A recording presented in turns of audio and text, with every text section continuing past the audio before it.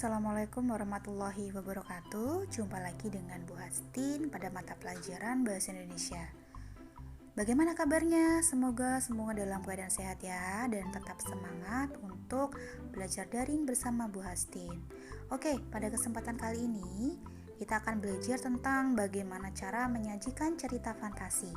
Oleh karena itu, simak baik-baik penjelasan berikut ini.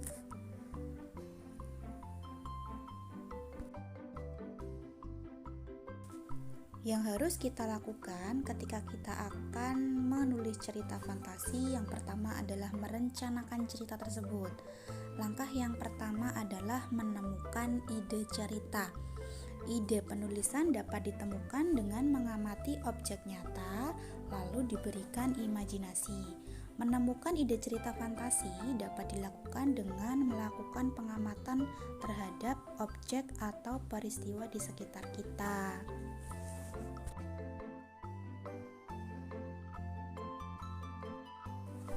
Caranya bisa saja kalian mengamati alat-alat canggih teknologi tinggi atau sesuatu teknologi yang sering kalian pegang, misalnya saja seperti handphone.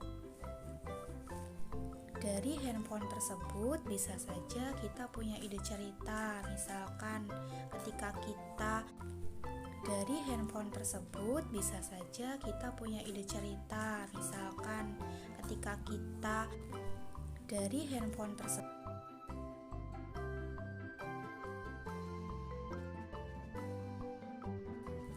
Langkah yang kedua adalah menggali ide cerita.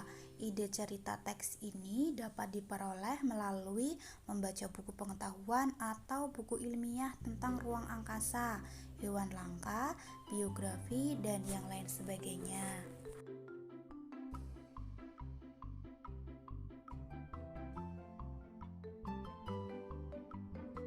Misalnya saja kalian membaca buku ensiklopedia tentang hewan atau dinosaurus seperti yang sudah diberikan contoh seperti ini. Itu bisa saja untuk menggali ide cerita fantasi. Misalnya tadi ketika kita sedang membuka sosial media, kita masuk ke dalam handphone tersebut, ternyata tiba-tiba kita berada di suatu tempat yang ternyata di situ dihuni oleh banyak sekali dinosaurus. Itu bisa saja seperti itu.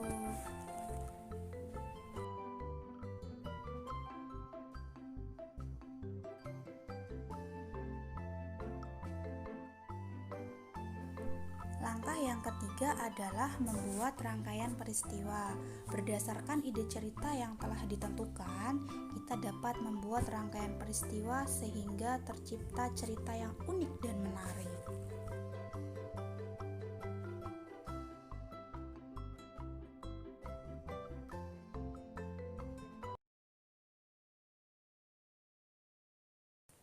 Dalam membuat rangkaian cerita fantasi atau kerangka cerita fantasi, kita juga perlu memperhatikan struktur cerita fantasi, dimulai dari orientasi atau mengenalkan latar, kemudian mengenalkan tokoh. Setelah itu ada komplikasi, di mana timbul masalah hingga masalah itu memuncak.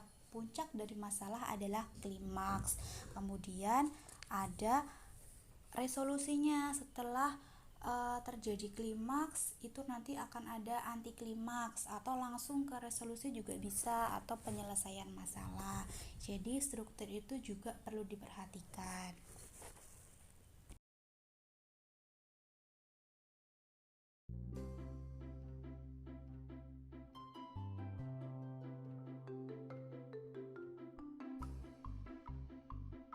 Dan yang terakhir adalah mengembangkan cerita fantasi. Berdasarkan peristiwa yang sudah dirancang, kita dapat mengembangkan watak tokoh, latar, dan pemberian dialog sehingga menjadi cerita yang utuh.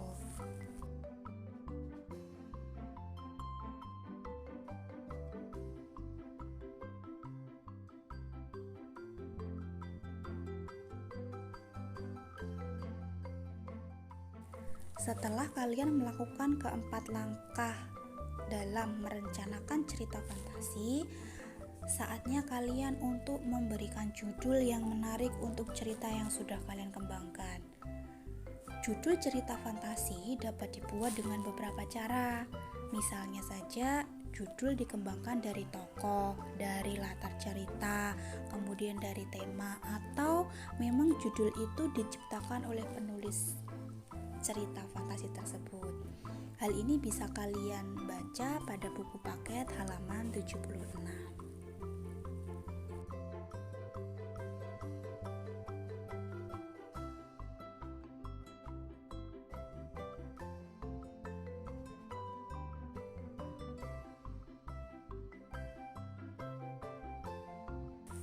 Ini merupakan bagian contoh merencanakan cerita fantasi.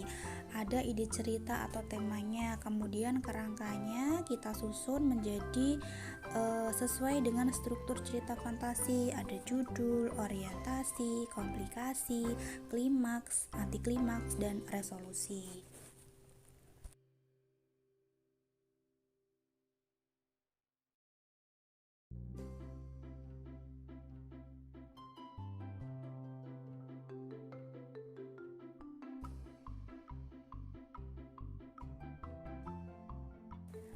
Dapat ditarik kesimpulan bahwa menyajikan cerita fantasi yang harus kita lakukan adalah merencanakan cerita fantasi tersebut dengan cara 1.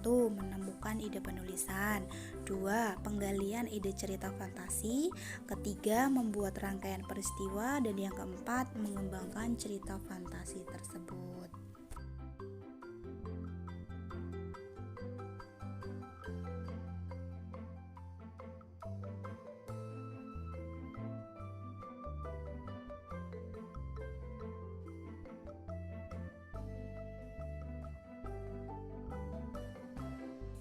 Ketika kita sudah belajar tentang bagaimana cara merencanakan cerita fantasi, saatnya kita untuk menulis cerita fantasi. Nah, langkah-langkah menulis cerita fantasi yang pertama kalian lakukan adalah merencanakan cerita fantasi sesuai dengan yang sudah Bu Astin jelaskan tadi. Kemudian yang kedua adalah mengembangkan cerita tersebut. Kemudian yang ketiga, memberi judul yang menarik. Pastikan judulnya itu bisa mempengaruhi pembaca agar pembaca itu penasaran untuk membaca isi dari cerita yang sudah kalian buat.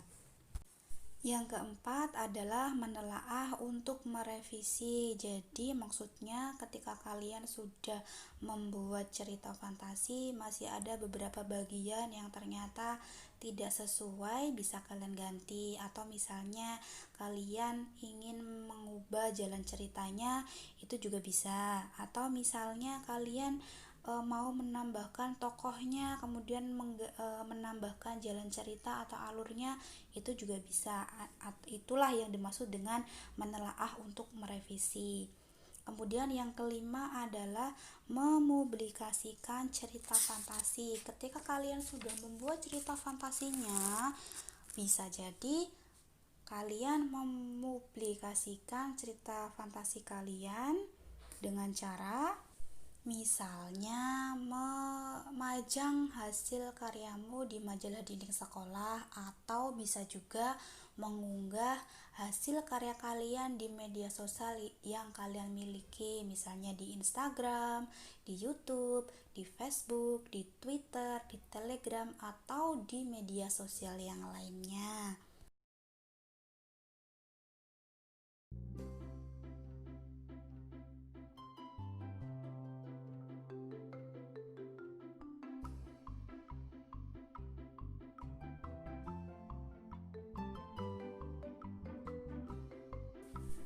Oke, itu tadi adalah penjelasan tentang bagaimana cara menyajikan cerita fantasi.